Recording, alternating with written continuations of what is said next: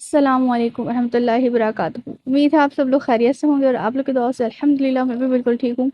تو آج جو میں آپ لوگوں کے لیے ٹاپک لے کر آئی ہوں وہ ہے کہ ہم زبان کی حفاظت کیسے کریں، یہ زبان کی حفاظت کیسے کی جائے۔ تو میں یہ ہمارے بڑے بزرگوں سے جو چلی تھی اس کے بعد جو انہوں نے ہم لوگوں کو ہدایتیں دی تھیں وہ سب میں آپ کو بتاؤں گی۔ تو میں یہاں پر آپ کو ریپیٹ کر دیتی ہوں کہ ہمارا فرسٹ ٹاپک تھا تینوں دنیا کی اہم معلومات، جو کہ میں نے بیچ میں چھوڑ دیا تھا اور کہا تھا کہ میرے پاس 10 کمنٹ بھی آ گئے نیکسٹ پارٹ کے تو میں ضرور بناؤں گی، پر میرے پاس کوئی کمنٹ نہیں آیا۔ کمنٹس بہت سارے آئے پر نیکسٹ پارٹ کا کوئی کمنٹ نہیں آیا، تو میں نے وہ کنٹینیو نہیں کرا۔ اور اسی طرح سے ہمارا دوسرا جو ٹاپک تھا وہ تھا شیطان کا جال، جو کہ میں پورے 5 پارٹ آپ لوگوں کو دے چکی ہوں۔ اب جو نیو ٹاپک ہم شروع کرنے جا رہے ہیں وہ ہے کہ زبان کی حفاظت کیسے کی جائے۔ حضرت ابو ہریرہ رضی اللہ تعالیٰ عنہ روایت کرتے ہیں کہ نبی کریم سرور دو عالم صلی اللہ علیہ وسلم نے ارشاد فرمایا کہ جو شخص اللہ پر اور یوم آخرت پر ایمان رکھتا ہو اس کو چاہیے کہ یا تو وہ اچھی اور نیک بات کہے یا خاموش رہے۔ دوسری روایت بھی حضرت ابو ہریرہ رضی اللہ تعالیٰ عنہ سے مروی ہے۔ حضرت ابو ہریرہ رضی اللہ تعالیٰ عنہ سے روایت ہے کہ انہوں نے حضور اقدس صلی اللہ علیہ وآلہ وسلم سے سنا، آپ نے ارشاد فرمایا کہ ایک انسان سوچے سمجھے بغیر جب کوئی کلمہ زبان سے کہہ دیتا ہے تو وہ کلمہ اس شخص کو جہنم کے اندر اتنی گہرائی تک گرا دیتا ہے جتنا مشرق اور مغرب کے درمیان فاصلہ اور بعد ہے۔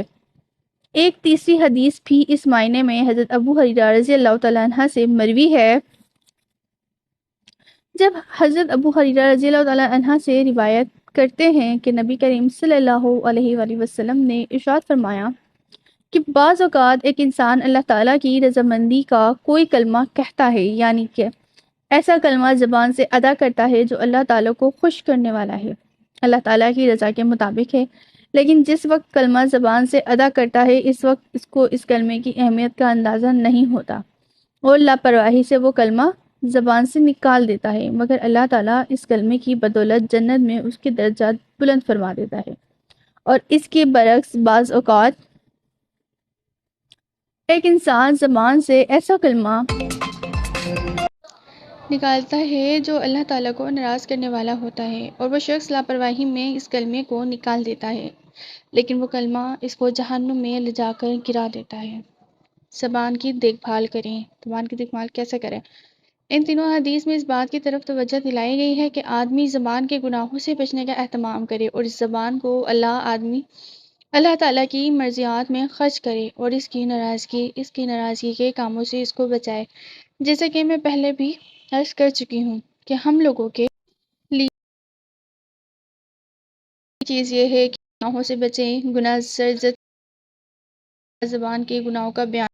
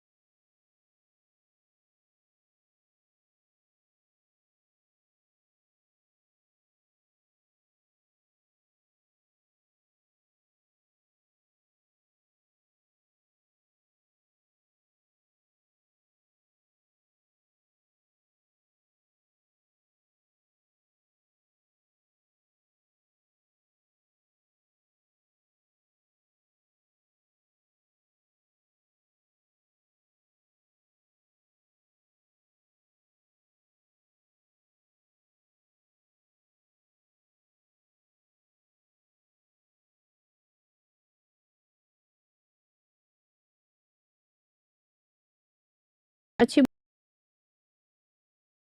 اپنے بچوں